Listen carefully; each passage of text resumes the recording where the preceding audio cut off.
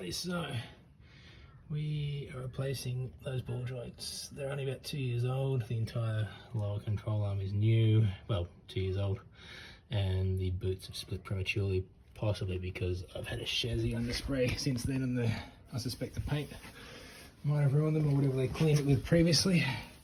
So I've got it jacked up. Jack stand, always. I'll pull this off and we'll do it piece by piece. Alrighty, so first we're going to take off this thing, a couple of bolts in the back, and then instead of popping this knuckle, I'm going to leave it in place and just pop off the bolts here and here. We're also going to disconnect the ABS line, oh no, brake line, sorry, ABS. Maybe it is. Anyway, we're going to disconnect that as well. Okay, so the brake cover's off. It's just hanging up so you don't stretch the cable. The brake line is just sort of rotated in and under there nice and gently. I assume it's the wheel speed sensor, which is this cable here, and it runs to a plug like that, so it runs all the way up and attaches to, along with the brake line initially, and then it attaches onto here, and then it goes up into the engine bay and plugs in just here. So if you unplug that and then unbolt this here, separate on this bolt here, there's a steel plate that has both the brake line and the wheel speed sensor. So separate the two plates, they're about here, there's a bolt there, separate that, then unbolt this. I did it the other way around and had to reattach this because the bolts were pretty tight. So basically that leaves the wheel speed sensor tucked in behind here, or down there, sorry, underneath here.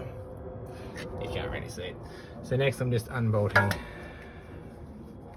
this bolt here, another one here, and they attach to the steering arm. I thought it might be easy just to undo these two bolts and leave this knuckle fine as it is, because it's not caused many dramas. The steering rack's new. These bolts were super tight, had to use a meter-long breaker bar and a deadfall hammer to try and crack them open. So yeah, sorry the footage isn't fantastic, but there they are there.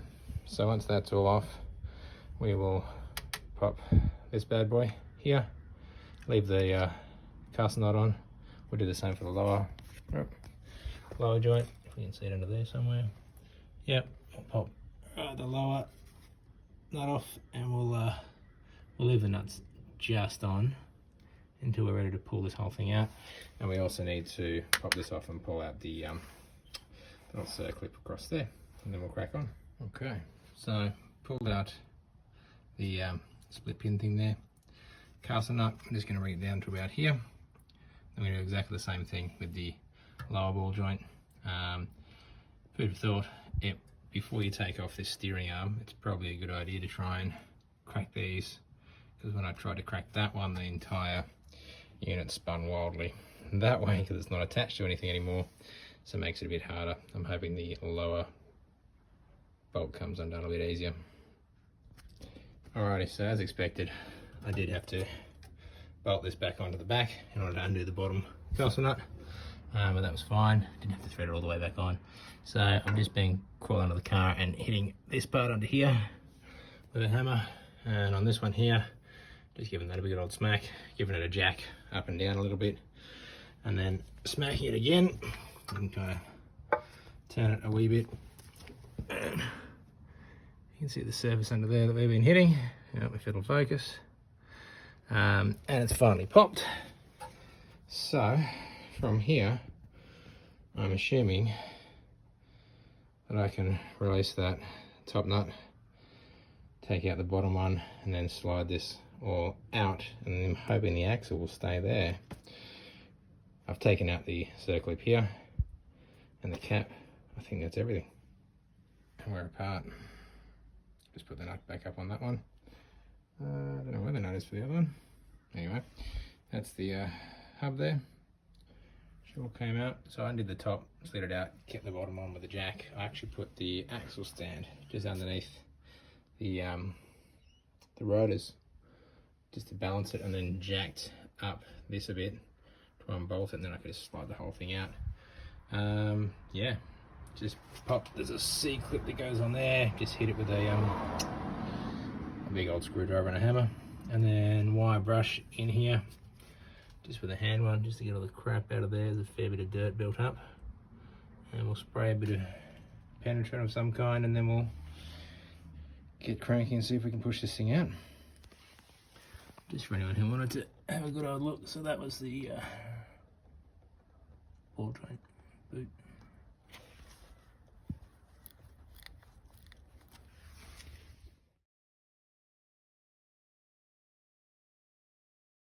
This is our setup here. Just got it hammering into the top there. Got a tube that's a bit wider. Metal long extension bar. We're just going to wind it in. Looks like it's just started to go down now. And yes, I know that's not quite centre, but I'm hoping it'll press out okay. So that's popped out fine. A little rusty considering it's well, it's done a bit of beach, I guess. And that's the inside. Just giving it a good clean up to get a bit of the stuff out underneath that lip as well. You can kind of see from up underneath there. There we go. So I'll give us a bit of a clean up, and we will get to pressing another one of these back in. Trying to see, there's a reasonable amount of dirt and stuff inside there. So I was just going to replace the boot, but once I've come this far, I figured why not replace the entire thing, and then I won't have to do it again. While I'm here, I'm going to pop this boot off and repack that. It does have a grease nip on the top, but the top of that leaks water, and I just want to pull it open and see what's inside. Alright, so that's pressed in. I did take the boot off while I pressed it in. Just got to put the circlip back on and put the boot back on, and then we should be right just to do the reverse. I've pulled that apart, cleaned it, re-greased it, and we're ready to go. It has taken 1:32, 33, 32 hours to get to this point, but I'm going pretty slow. Anyway, we'll put it back together. I probably won't bother showing you on the way back.